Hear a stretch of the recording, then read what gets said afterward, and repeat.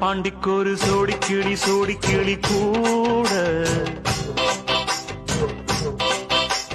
சோழ கருது போல தோள தொட்டு ஆட செந்தூர பாண்டிக்கு ஒரு சோடி கிளி கூட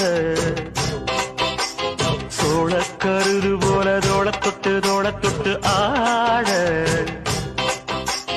காதல் பாட்டெடுக்கும் வயசு இது